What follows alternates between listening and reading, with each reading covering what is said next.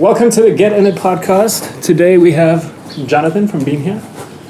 Thank you so much. Being there. But we have been here. Yeah, and here we are. Yeah, exactly. So we are in the Being There shop in 44 Stanley, in the lovely little outside courtyard. Thank you so much for having us, man. Yeah, thanks. Thank you for your time. It's going to be fun. Yeah. So I always kind of like to do these things chronologically in a way. So where did your obviously intense love for coffee come from originally?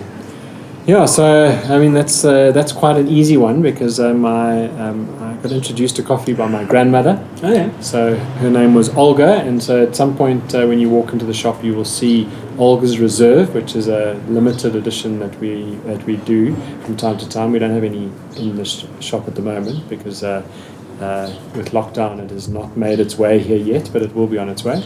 And yeah, my gran, when I was like 13, 14, she said, "Johnathan, if you can have coffee without sugar, you will fall in love with the flavors and aromas, and your life will be forever more transformed." And I think she was right. And so, yeah, sort of fell in love with coffee, and her way of having coffee with a little piece of chocolate was something that's quite a great childhood memory. And so, yeah, she instilled this wonderful love for coffee within me, and I guess, yeah, I've carried that my whole life. Yeah. Crazy, right? And how did you where did Being There start? Yeah, so I guess my history is I spent some time in the IT industry. So I started off with IBM and Diet Data, and if I go roundabout, what time was this? So this was in end of the 90s and into early 2000, probably when you were not born yet, possibly. Who knows? I was 95. What are you? 95. Oh, what a great year! Yeah, World Cup year. Yeah. So I suppose it was the end of about 2001. The stock market crashed, and I was at Diet Data at the time, and I decided that it was time to take a year off and go and travel. So my wife and I took the whole of 2002 off, and we did a 27,000 kilometer road trip through the US and Canada. Yeah, so that was a lot of fun. Bought a Honda Accord and a couple tents and packed it, kitted out, and we camped and into some family and mates and a couple of hotels and bed and breakfasts. Just headed out on this wonderful adventure. Did a whole sort of loop of the US and Canada, and then we landed back up in Vancouver, and then went across to Europe and back through Europe for another 3 months, and then sort of came back to Canada. And actually in our time in Canada, I met a guy who had a coffee roasting business in a fair trade coffee business. And it was my first exposure to fair trade. I'd never heard of the word even before. And so this was 2002? Yeah, 2002. And yeah, he explained to me, how it worked, and that he had direct fair trade relationships with small-scale farmers at that stage in Colombia. And I just loved his model. I loved the fact that you could have a business in something that you loved, which I sort of identified. Look, I love a business in coffee, always been a major passion, and to be able to impact the lives of small-scale coffee farmers. What a combination of an occupation. Actually make a difference doing something that you love. Exactly. Yeah. And so I came back to South Africa, and I didn't quite feel it was exactly right to start immediately. So I actually worked for an organisation called Starfish, raising funds for children orphaned or affected by AIDS. So I did that for 2 years, and then took the plunge and started my garage, and 18 months in my garage, 18 months in a mate's factory in Kai Sands, and then landed up here at 44 Stanley. So you've been here for quite a while. Yeah, so been here since I've got the joy of marking milestones with my children. So Jessica is 15 years old, and that's how old the business is. And my son Ethan is now 11. I suppose he's turned 12 now, actually.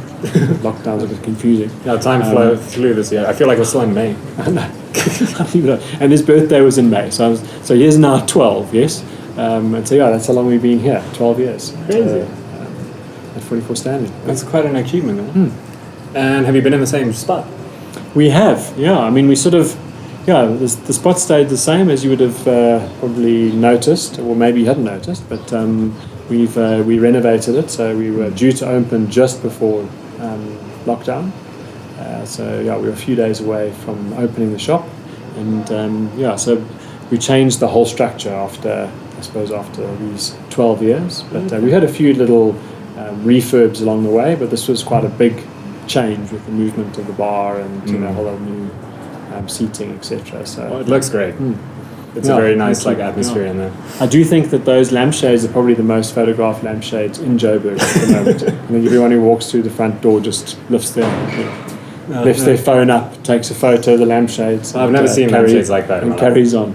No, neither had I. You can actually smuggle a body, I think, probably comfortably inside. That's quite a thought. Yeah. So you told me that up until recently everything was roasted right here.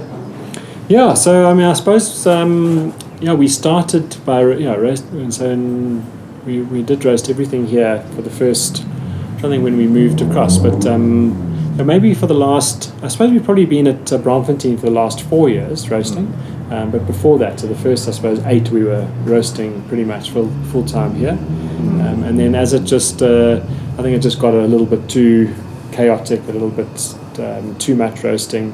And I think our neighbours were also, the smell of roasting coffee day in and day out was not endearing us to our neighbours. To be honest, that doesn't sound that bad. Yeah, I don't know if they'd necessarily agree with you. But we just needed more space anyway. So to move to Braamfontein, we had more of a factory environment where there's more space for the packaging and green coffee, etc. So it was just becoming chaos, I think, in here. So for the amount of coffee that I drank, I really don't know a lot about coffee at all. So I'm quite curious, the roasting process, how does that sort of from start to end, how does that work? Yeah, so I should maybe back up a little bit just to the farming process, which is quite cool. If you can, that is an example of our coffee tree in the courtyard here. Looks like that has not been watered correctly, so we've lost half of it. But that's a coffee tree, and when it produces fruit, you get these little red cherries, and inside that the red pulpy sort of cherry are the 2 beans, and it goes through the process of having that pulp removed through sort of grading, fermentation tanks, out into drying tables, dried. Removed of its parchment, huge amounts of hand sorting, machine sorting, color sorting. And so the end result is that we'll end up getting a product here, which we call green coffee, which comes in these sacks that you can see next to the roaster there. Very hard sort of olive green bean, and that's what we get. And by the time we've got it, it's really it's exceptionally well sorted. All the defects are removed. You'll notice if you look at any of the roasted beans, there's no chipped beans, no broken beans. They're almost perfect. And that's what happens when you buy really, really high quality coffee. Is you really get the well sorted, well graded beans. Interesting that you say that. I was first introduced to bean made coffee. So I moved to Joburg 3 years ago. Yeah. And then almost 2 years ago now, I met my current girlfriend. 3 months into the relationship, moved into a flat at the back of her parents' house. Her parents are just lovely people. Yeah. And her dad only drinks bean there. Good man. And has been. No wonder he's such a lovely guy. No, for sure. Yeah. But I think that's been for the last 6 or 7 years as well. And I remember opening the pack and seeing the beans, and I was like, it looked comically perfect. Yeah. It looked fake. Yeah. It's just every single bean was just perfect. Yeah, and I know, and oftentimes people don't quite realize the amount of work that goes into that cup of coffee, especially when it's hand sorted at this quality. It takes one lady or one man, but generally a lady, who does they do the hand sorting. They take a 70 kilo sack, they open it out. It takes them probably 1 to 2 days. It depends on their speed, but to meticulously hand sort every bean. So literally every bean. Literally, they move it across and they remove any defects, any chipped beans, any broken beans. Obviously, every coffee has a home, but because of the quality we buy, we don't take any of the chipped, broken, defect beans at all. We only want, just perfect coffee. But you don't realize, it's like 2 days labor just to get one sack of coffee hand sorted, let alone all the work that's gone in before that. And so, so when it, you asked about the roasting process, but when it arrives, it's sort of this green coffee, hopefully as perfect as possible, and then we put it in the roaster, and the roaster is really just a big drum. So like a big, I was saying, like sort of a big washing machine really. It's just sort of turning, and it's heated by gas, gas flames, and it needs to constantly turn so that it doesn't sit and have a chance to burn in any particular space. And so what you want out of a good roaster is a good transfer of heat, which is why we've chosen these German Probat roasters.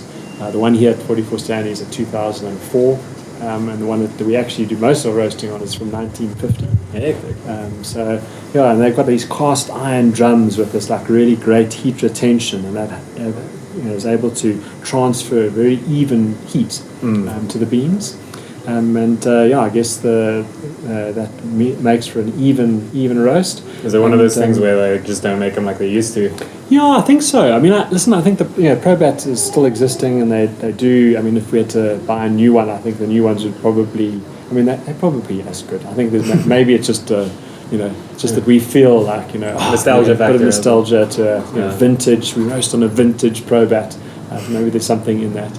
Obviously, we've pimped ours out a bit with temperature probes and computer systems which attach to those probes, which very track our roasting process. So we can see exactly what's happening in the drum, which you obviously wouldn't have been able to do in 1950. So they're all retrofitted probes. And that gives us a real sense of what's happening in the drum, and helps us at least repeat processes to see what's happening, and also to pick up any issues. So if you taste a bag of coffee and you're like, no, this is crack, I don't know what you did here, we can at least with the batch number on the bottom of that bag, we can go back, look at that batch number and work out what maybe something went wrong. And so the process is that you put these green beans in the drum, and then you're looking at we drop them in temperature-wise, sort of around about 180 to 200 degrees, and then it drops off, and then it climbs. And the roasting process is a constant sort of climb. You don't want to let the roasting stall. You want it to continue roasting. Otherwise, if you stall it, you're baking.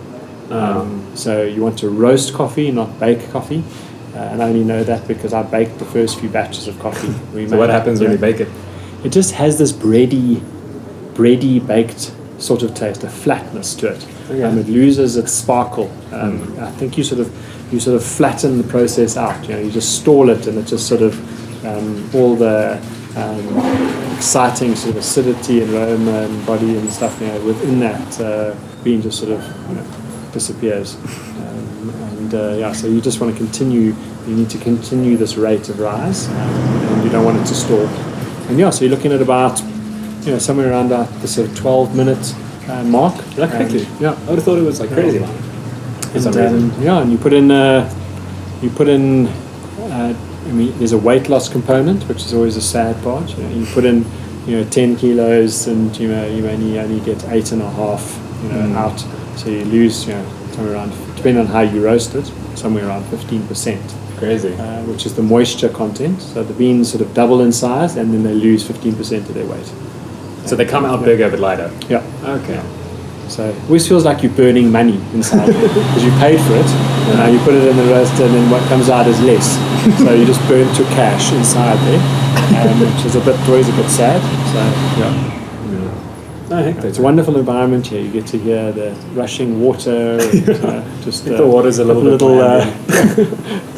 in the hand dryer. Hand dryers, lovely. There's always some noise issue though. Yeah.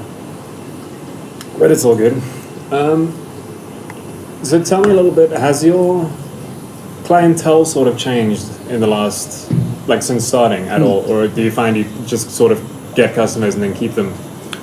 That's a good question. I think what we've seen over the last 15 years of business is how the coffee industry has changed, and so definitely it's grown and evolved. I mean, I can remember opening up here for the first time. If I made you a cup of coffee and put a heart in it, I mean, you'd flip and take out your phone and take a photograph and show mates and come behind, ask how I did it. Do you have a stencil? How does this work? So. Now, let's say art is at the level, that if Marcus pours a swan in your cup, you probably just you probably just stir it and carry on. Here's a work of art. You don't even hardly look at it. Yeah. So you realise that we've just evolved as coffee drinkers in South Africa and worldwide to just, I think, appreciate better quality coffee. So I think there's been that sort of evolution. And I think what happened to our customers. I mean, we retained a lot of our customers over these 15 years, and I think it's largely because the customers who buy into being there usually fall in love, hopefully, with two things. One is our quality, and that should always be first. You should like our coffee because it tastes amazing. But the second aspect is they fall in love with the story behind it. The fact that we source directly from small scale farmers, the fact that we pay fair trade prices, and that we invest in communities, the fact that we're organic Rainforest Alliance, that we're really we try to be on the sort of forefront in terms of our sort of sustainability and environmental impact. I think we were the first company to launch 100% compostable takeaway cups. So I guess there's people will buy our coffee and continue buying it from the quality, but I think we've got some really important other aspects to our brand, which hopefully keeps people coming back and wanting to become sort of regular customers because of the extension of their impact that you can have. And as a customer buying our coffee, that you're not just buying a great cup of coffee, but actually the farmers who produce this are hopefully increasing and growing in their sort of lives as a result of the purchase that you make. I think just growing those small little local economies is such an important thing as well. I saw on one of your Instagram posts, like one of the, I cannot remember which one, but one of the farms, like the actual farm also supports a bunch of community projects sort of around them, like the basket weaving and stuff like that. Yeah. It's those knock-on effects where it's someone in Joburg buying a cup of coffee, but that's indirectly supporting that whole community, and then that whole community supporting the community around it. It's such a cool thing. Like, I think when it comes to sort of social change and trying to actually make a difference, I think people should scale down and look at the smaller picture. Like, really help one person, rather than like donating 500 rand to some charity that's supposed to be helping 1 million people. Knock-on effects work better than trying to like aim for the big picture and then just get demotivated in the first place. And I think you're exactly right. I mean, I think it's one of the reasons why I love traveling to Origin, and because I try and visit our farmers in a normal environment, every year to try and get to the different countries we work with, and sometimes when you can get a little bit despondent about life, are you making an impact, and you want to make this big impact, and if everything's not changing in the world, you wonder, is it really worth it? Am I wasting my time? All of these sort of things. And then you spend some time with a particular family or just a particular farmer, and you sort of you are re-energized. You realize that it's although one desires to impact thousands or hundreds of thousands of people, it's actually all right even if you just impact one. And I think I often am pulled back to that the organization I worked with before was Starfish. And you're probably aware of the starfish parable. That it's ringing a bell, but I can't put my finger on it now. So it's that parable of that guy walks down onto the beach and sees a lady throwing starfish back into the sea, and he says to her, listen, what are you doing here? There's thousands of starfish all across the shore. They've all washed up. What difference can you possibly make? And she leans down, picks up one, throws it back, and says, well, I made a difference to that one. And that whole sort of concept of you look at a problem and you think, can I really solve it? It's so big, but actually just those one at a time.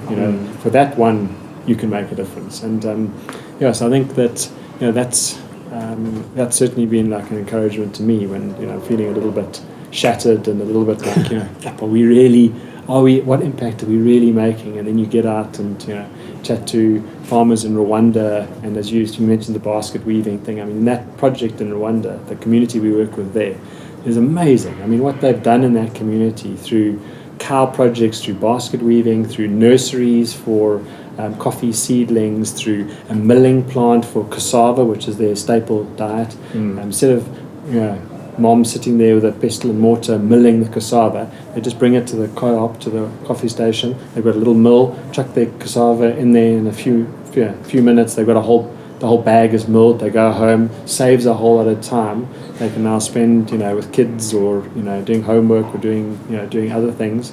And so you just look at like how the community has grown. I mean, they put in a mill recently where they then are bringing in, providing more jobs for the community. So instead of sending the coffee to be milled in Kigali, they're milling it on site at the washing station.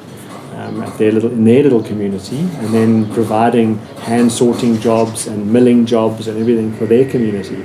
So you see all of that, and you're like, that's and our purchases make a big difference. The prices we pay allow that stuff to happen. It's amazing. Tell me some stories, man, about actually going to the roasters and the farmlands. Yeah. I mean, I think I suppose a couple of. Maybe a couple of interesting sort of travel, maybe a bit of some travel stories and some farmers that have impacted me. But I think when we added our probably the most interesting place I've got to travel to, and our most interesting, I guess as a result, our most interesting coffee is probably the DRC. And we were the first roasters to bring in coffee from the DRC. I think there's one other DRC coffee in the country at the moment. And I mean, the DRC is such an incredible place. I've heard it's absolutely gorgeous. It's so beautiful and so much potential. I mean, oftentimes people joke and say that when God was dishing out resources in the world, he stumbled over the DRC, and dropped, way more than he should have. Because they literally have everything, going for them. I mean, from the size of the country to all the natural resources, and and so just so much going for them. As a result, though, obviously, they've had huge amounts of conflict and war, I think going across. We buy coffee from Rwanda, and we go across the border from Rwanda into the DRC at Goma. So we leave Gisenyi on the one side, go across the border to Goma, and it's honestly just like it's like a totally different world. I mean, it's the most interesting sort of paradigm. One moment you're in a country that is very law-abiding, would not accept a bribe, is absolutely magnificent and clean, and it's the beauty of Rwanda. I mean, there's no paper lying around. I mean, it makes Switzerland look a little bit shabby. And they are really so careful, and the country is just beautifully kept. When you go across to Goma, and it's just like the Wild West. And I remember my first trip. We leave from Goma, our coffee is a little bit north, going into those beautiful Virunga mountains where the gorillas are, and just magnificent lakes and forests. And so we fly over that to an area of Butembo, which is where our coffee comes from. At the moment, still quite a hot spot for Ebola. And so I haven't been able to go for the last 2 years as a result. But so I remember getting on this plane and sitting in my seat and realizing that there's no seat buckle. So I found the two pieces of fabric that were sort of attached to my seat and tied them in a knot. And so we took off and did a little stop to pick up some other passengers at another little town called Bene. And when we... What size plane was it? It's one of these, Russian... I'm trying to think how many seater. I would have said maybe 20 seater, 25 seater. Old Russian plane, and Russian pilots as well. No safety briefing at all. No, nothing. Just get on. Pilots didn't say a word. Nobody said anything. Just an air taxi. Just go.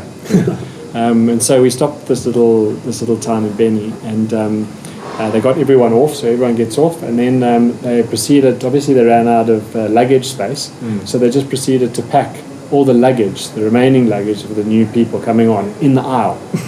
So now you've got, obviously the hull is full with luggage, and then the aisle is full of luggage. So then when everyone has to get back on, you can't go walk down the aisle. So everyone had to step over the seats to get to wherever you were seated. And so once we'd done that, we realized, hold on, there's actually one extra person than seats. So the pilot just says, no, you sit on that one's lap, so you two share. So I'm like, never been on a plane where it was just sort of a bit of a free for all. And in Africa, but it's a beautiful thing though. I love it. And then I mean, taking off, I've never felt less maybe less comfortable. We took off, and the sort of the runway ends, and you can feel. I was looking out the window and realizing that actually we were battling to get airborne, and then the runway ends, and fortunately it's on a bit of a hill, and you could feel the sort of as it sort of like just felt like I felt like we dipped first before we got going. It was like planes going off an aircraft carrier. Yeah. Yes.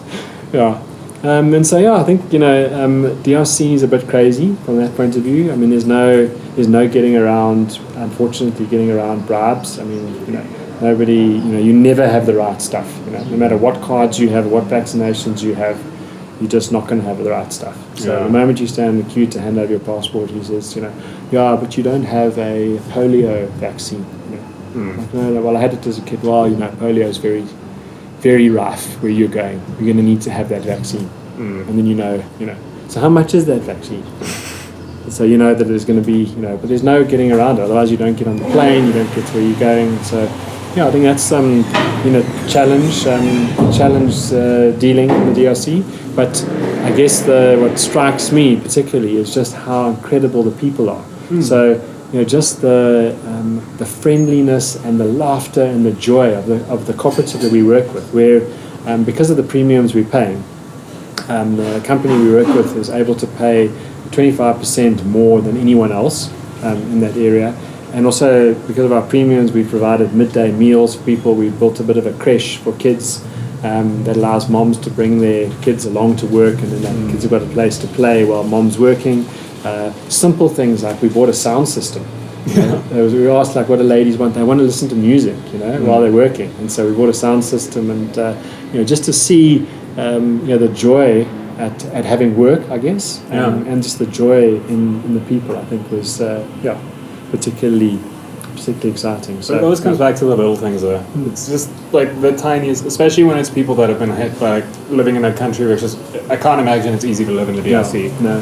And there's constantly stresses and little worries and things like getting clean water for a lot of people is even a stress every single day. So those little things that we might take for granted so easily really do make a difference with people, and that's why I always try and hammer the small things do make big differences. Yeah, they do, and sometimes the strangest things, like what is something you really, really want, music. Oh, okay, we can do that.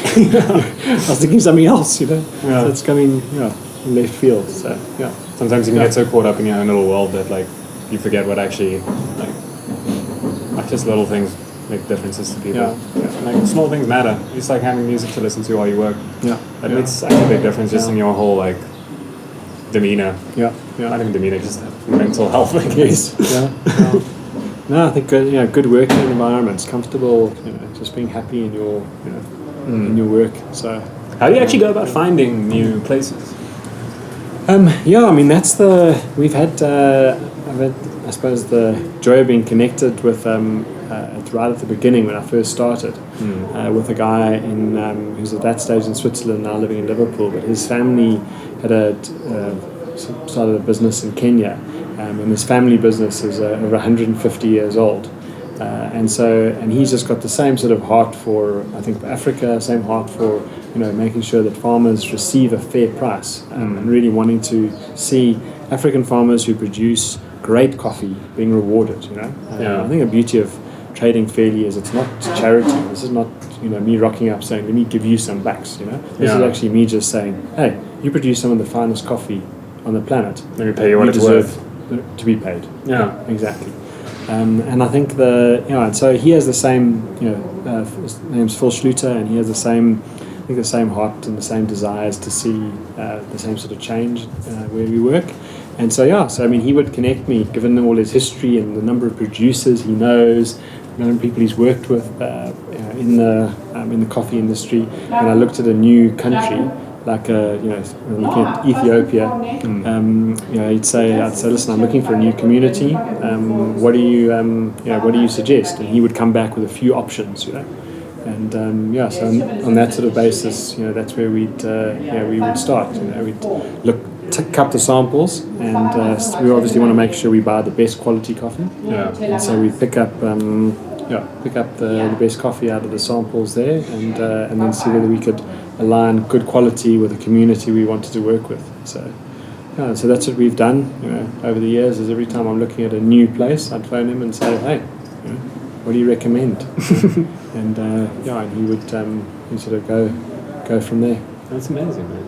And so I've noticed sort of most of the places are in a similar region in Africa. Is coffee very specific in terms of what kind of climates it can grow in? Yeah, I mean, I think it definitely is. And if you look at that, if you look at the map, sort of, there's like a coffee belt around the world. So obviously we're working just in Africa, and it's all all in sort of East Africa. Yeah. But if you spin that around, you're looking at you'll go around, you'll pick up central. On the other side, you pick up Central America. You've got all the and then I suppose chunks of Brazil, Colombia. I suppose El Salvador and Guatemala, and I suppose if you so there's the coffee belt, and then like Indonesia, whatever. So coffee does like to grow sort of close-ish to that band around the equator, and then ideally it wants for a coffee to grow well, it wants good volcanic soils, and it doesn't like frost. So when you get close to the equator, you don't get frost even at the some of the high altitudes. So you want good coffee likes good altitude, for slow growth, good volcanic soils, no frost, and that climate exists, generally in that sort of zone. And how long does it take a plant to get sort of from being planted as a seed to harvest? Yeah, I mean you can probably start getting your first beans after about 3 years from planting, but then by 5 years you're in your in sort of a sweet spot, and then I've been some of the farmers we work with, like farmer Agnes in Kenya, who's some of her trees were planted by her grandfather. So you're looking at coffee trees that are 50 years plus, and they just keep producing. Yeah, so what will happen is that obviously the stump just gets bigger, but in order to ensure good new growth, you keep stumping the plant. So you'd see if you go into a coffee plantation, you'll see this massive stump, but the actual suckers coming out of it will be a lot thinner, but the actual root stock is 50 to 100 years old potentially. So, is there any difference between coffee from like an older tree to a newer tree? Yeah, I mean that's it is a good question. I mean we certainly in I suppose the world is oftentimes split on what good agronomy practices are. I think it's common. I think you definitely need to be cutting back the trees to make sure that you get new growth. And an ideal cycle of that would probably be around about a 3-year cycle. So ideally you sort of are pruning your trees on that cycle, and that should ensure good volume on your trees. And then I think there's different schools of thought. I mean I think a lot of people say you should probably plant new trees, and then to capitalize on that sort of 5 to 15 year maybe, and then just uproot them, start again. But I mean I suppose there's different schools of thought on that. Okay. So we've pretty much covered everything from before you actually make a cup of coffee. Yeah. I'm very intrigued. What's your favorite way to make yourself a cup of coffee at home? I mean it's a good and very tricky question, because I think I have all sorts of methods. I've got like 3 that I switch between. Yeah. Which one's yours? So one is this little filter thing that just sort of, I think it's a tea thing actually, Yeah. but it's just got a very fine grate and it just chills in your cup with a little lid. Yeah. So if I'm just making one quick cup of coffee for myself, I would use that. It's like sort of like the ones that they use in Vietnam. So a little bit of a 1 cup. Yeah. Yeah, almost. Yeah. Okay. I'm pretty sure it's a tea filter thing though. Yeah. And otherwise a French press or just a normal drip machine. Okay. Yeah. Yeah. I mean, I think That's the difficulty answering that question. Is that I think one of the joys of coffee is that every method brings out different characteristics, and so so I don't know if I can. I mean, I love having coffee in a Chemex. It's one of my favorite methods. And the reason for that is that do you know the Chemex is the glass, the glass bowl, beautiful glass bowl. I think it's from the 1950s. I did not know it was that old. It's in the New York Museum of Fine Art as a beautiful design object, recognized. And and I like it because it's a simple one-piece unit. I like the fact that it's just one piece as opposed to some of the pour over stuff has got multiple pieces. You've got the range server and then the dripper and pieces. I quite like a one piece idea. Simplicity is definitely a thing for me as well. The more steps and stuff there is, and the less I want to do. And I think then the Chemex has this filter paper which is a little thicker than most filter papers. It's quite a thick gauge filter paper, which means that it does pull back and hold back more of the dissolved solids within the coffee. Okay. And so what you land up with a very, very clean, very clear, almost, sometimes you could describe as almost tea-like in terms of its sort of texture, coffee. And I think what I get out of that is you really then are not confused by any of the dissolved solids in the coffee. You're just getting the flavors and aromas because it's held back everything else. So it's quite I feel like it highlights the unique aspects of a coffee. So I really enjoy that. That being said, I also enjoy a plunger. So I like the French press because I actually like some of the grittiness and some of the structure that comes through as well. So like a nice morning coffee, French press is great. You get a little bit more of that chunkiness in it. And I think it's got like body and structure, and it's and it's great. And then I get the joy of sitting here and having coffees made on a wonderful Lamazocco Strada, beautiful espressos poured and lovely textured milk. So I equally enjoy a good cappuccino as well. So so I think every time you take a coffee, if you take one coffee and you made it in 6 different methods, you could honestly tell people it's 6 different coffees and they wouldn't argue necessarily with you because they're like, this is different and different and different. I think each method has the ability to take out different aspects of the coffee that the other doesn't. So No, I definitely noticed that recently. Even like you mentioned about the paper with the Chemex. Yeah. So my dad bought me I don't know if you know the brand Melita. Yes. Just a drip machine, which is great because it's like a pot, but it's not the glass carafe with like a hot plate under it that burns coffee within like 20 minutes. Yeah. It's a thermos. And it keeps coffee warm for like 6 hours without it really changing or burning. Yeah. But it came with like 10 Melita papers as well that sort of bragged about like letting certain oils through and certain things not through and whatever. And I was like, marketing jargon. Yeah. But it made a bloody difference. It really did. When I tasted the same coffee afterwards with just normal like House of Coffee's filters, it was completely different. And that quite caught me off guard a little bit. No, and you're absolutely right. And the other thing that a lot of people don't realize about filter paper is that, and you can try this at home, is that it's definitely always worth rinsing the filter before you make the coffee. So you'll notice quite a difference. So just before you put your coffee in, just take some hot water and just rinse the filter paper and then put it in and then put your coffee in. And the reason for that is that you rinse out the paper taste.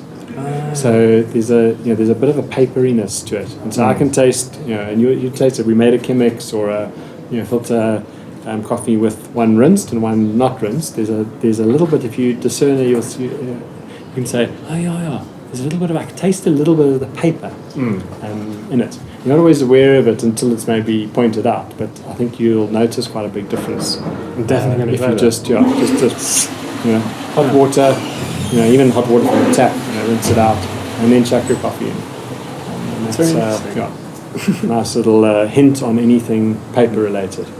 And then, like, sort of a last question I want to ask: how much of a difference is there between buying sort of pre-ground filter coffee versus buying beans and grinding it fresh? You asked some very good questions. Thank you. I like it. I have so much, like I drink so much coffee, and I get curious about these things, but I never actually go out of my way to find out. Yeah, I mean, it makes a significant difference. I think one of the things that we say is that if you can invest in one thing to change your coffee experience, it is better to invest in a grinder. So if someone says, listen, I'm going to come in and buy an espresso machine, I want to spend 30 grand. I'm like, unless you're going to buy a grinder,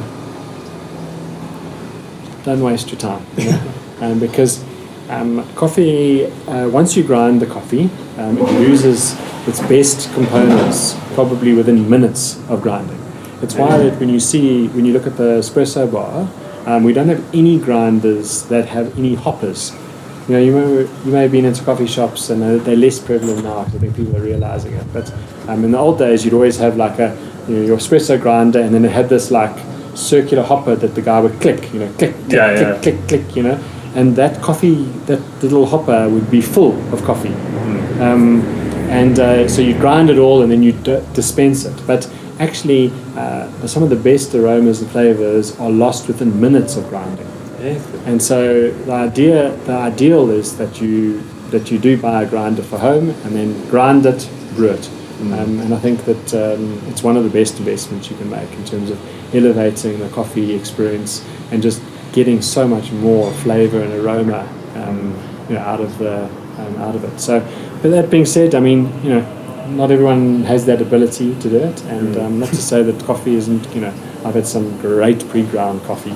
You just know that it could have been better. So if it was great, you can imagine, this would have been a hell of a lot better if we'd ground it at the time. So I've been kicking myself since last year December. We were on a road trip, and we were in Clarence, and they had like a market thing on the, that whole field. Yes, the square. So they had this big market with a bunch of little antique stalls and things, and we're going past, and we were sort of on the lookout for a hand coffee grinder. And we see this one. It's like obviously very old, but it's this sort of British racing green ceramic with like these beautiful patterns carved out in it and everything, and like the top is that, like those wooden hand grinders. Yes. The top is exactly like that, but it's a ceramic sort of body. Yeah. And I think it was like $600, like really not stupid expensive or anything. And we wanted to buy it for my girlfriend's dad. So she called him and asked him basically, hey, do you want this thing? He didn't reply like within a couple of hours, and we go back just after 3 p.m, and like everything is shut up and gone away. We have not found a single one since then. Like, we should have just bought it immediately. And when it's one of those things, hectic regret, when he finally got back to us, he was like, yes, buy it now. Too late. So I've been looking for one. I saw you actually have some very nice ones in here. We've got some great ones. I mean, we've got some that are we've got some hand grinders, some good hand grinders. It'll obviously a little bit more work. It's satisfying though. And so it's depending on how many you're making for. So it's satisfying when you're making for a couple of people, and then when suddenly there's like 20 people, everyone wants a coffee. Then you want to murder people. Then you start passing the grinder around. I can imagine. Dude, I'm not grinding anymore. My arm. So I mean they are great and they do a great job. But the Krups one, which we sell quite a lot of, it's like just over $1,000, and that's a great grinder. It's one that we recommend, and as long as it's not for espresso, but anything else, filter or plungers, whatever. Amazing. It works well. So. But thank you so much for having us. That was very fun. I learned a lot. Good. Thank you, man. You asked some good questions. So, thank you. Yeah, really appreciate it. And this was the first one. I'm going to talk about coffee for like an hour. What could be, what could be better, really? So, I was about to say, this is the podcast I was like the least prepared for, but I was like, it's coffee. We'll be fine. You'll be fine. Exactly.